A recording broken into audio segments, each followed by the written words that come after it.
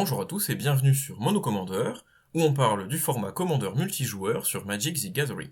Aujourd'hui, deuxième épisode hors série de Pas vu, pas cher, pas mauvaise, où on voit des cartes qui dépassent un peu le budget. Le premier épisode vous a bien plu et j'en suis assez content. Je vais donc complètement alterner entre des épisodes plutôt budget et des épisodes avec des cartes un peu plus chères. Et je reviendrai évidemment bientôt sur des decklists. On a déjà, au moment où je tourne cette vidéo, des spoilers de Strixhaven qui ont commencé. Probablement que je vous sortirai une première decklist ou une review des cartes qui auront été révélées dès ce week-end. Pour cet épisode, j'envisage de faire quelque chose d'un tout petit peu différent de d'habitude. Vous pouvez tout à fait me dire dans les commentaires si vous préférez ce format-là, où je vais prendre un tout petit peu plus le temps, la vidéo risquant de dépasser un petit peu des 3-4 minutes habituelles, mais pour détailler un peu plus les synergies avec d'autres cartes et vous afficher ces dernières, ou si vous préférez le format un peu plus rapide, où je ne mets que les cartes dont je parle en gros plan. Pas plus de bavardage, on commence avec le rouge, et une carte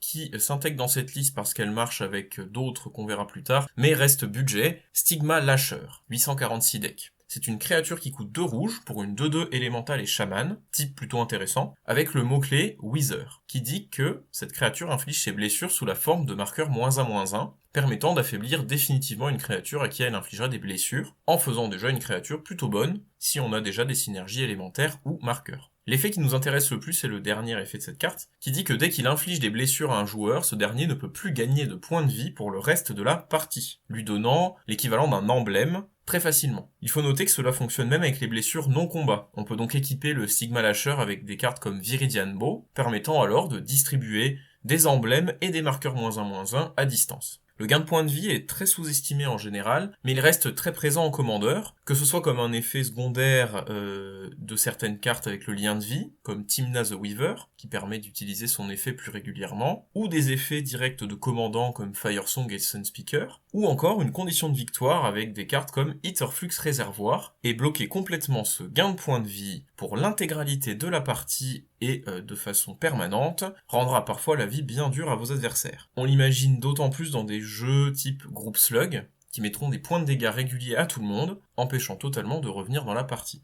On continue avec cette fois-ci les cartes qui sont plus chères. Toutes les cartes que je vais présenter maintenant sont issues de la Reserve List, et elles ont récemment bien grimpé en prix. J'en choisis qui restent à peu près abordables, et on attaque avec le bleu et Tolarian Entrancer, 46 decks. C'est une créature qui coûte seulement 2, humain et sorcier, deux types qui sont très intéressants, pour une 1-1, qui, dès qu'elle devient bloquée par n'importe quelle créature, permet d'en prendre le contrôle à la fin du combat, et ce, même si le Tolarian Entrancer n'est plus sur le champ de bataille. C'est une carte très polyvalente, qui marchera excessivement bien avec des effets comme Lure, ou encore Tempting Licit que je vous ai déjà présenté dans une vidéo précédente, et qui permet, avec seulement 2 cartes et un coût risible, de prendre le contrôle de toutes les créatures d'un adversaire de façon définitive. Elle marchera aussi très bien dans des stratégies dites Voltron, en permettant d'avoir un pseudo-effet imbloquable sur cette créature qui portera donc très bien les boosts en attaque, ou les effets quand elle fait des dégâts aux joueurs comme les épées élémentaires. Quand le choix revient à vous laisser faire ce que vous voulez et mettre plein de dégâts,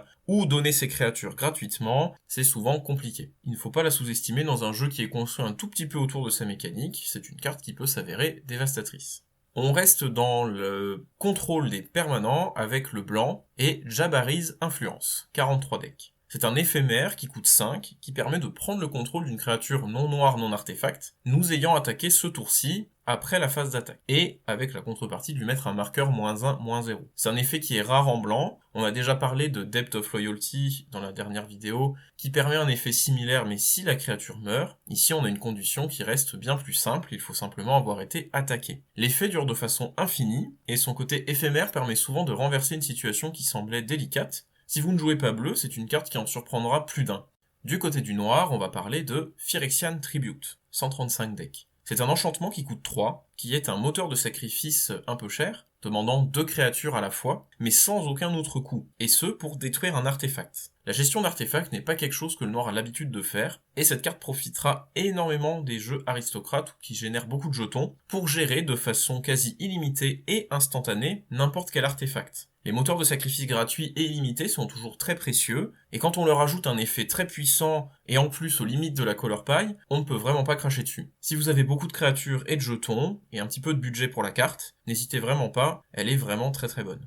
Pour le vert, on reste dans la gestion d'artefacts avec Seeds of Innocence, 260 decks, qui est un rituel coûtant 3 pour détruire tous les artefacts en jeu et faire gagner autant de vie que leur coût de mana à leurs propriétaires respectifs. C'est un effet très proche de Vandal Blast si on ne joue pas d'artefacts nous-mêmes, et ça tombe bien, en vert, le ramp sera souvent assuré par des terrains plutôt que des cailloux. Contrairement à Vandal Blast, elle coûte 2 mana de moins, et une contrepartie de gain de points de vie qui sera souvent négligeable en début de partie quand on veut détruire les outils d'accélération, et même si en fin de partie cela peut être plus problématique, ça peut aussi être un outil pour se remonter soi-même en points de vie. Ajoutons à cela le fait qu'une vrasse d'artefacts est toujours utile à n'importe quel moment d'à peu près toutes les parties de Commander, et qu'on peut l'associer avec Stigma Lasher vu au début de la vidéo, pour éviter le désagrément du gain de points de vie.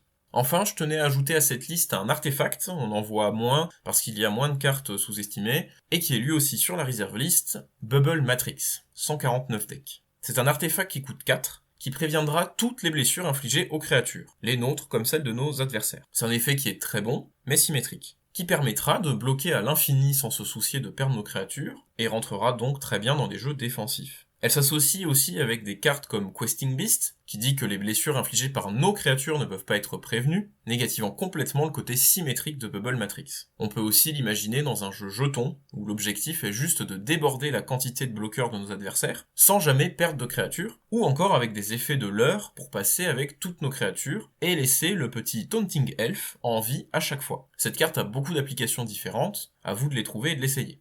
Ce sera tout pour cette vidéo, qui était donc un peu plus longue que d'habitude. Je vous rappelle de ne pas hésiter à me dire dans les commentaires si vous préférez ce format-là ou de façon un peu plus courte. Comme d'habitude, n'hésitez pas à liker, à partager et à vous abonner si ce n'est pas déjà fait. Vous pouvez nous rejoindre sur le Discord MTG Commander où vous trouverez beaucoup de monde pour jouer en ligne en Commander, mais aussi en d'autres formats un peu plus fun avec des events réguliers. Vous pouvez nous rejoindre pour participer à l'élaboration du Custom Cube en Commander qui avance plutôt bien et à propos duquel je vous ferai probablement une vidéo un peu plus explicative en vous montrant là où on en est dans les jours qui viennent. Le lien est toujours dans la description de la vidéo. On se retrouve très bientôt pour une nouvelle vidéo, probablement sur Strixhaven. C'était Mono Commander, bye.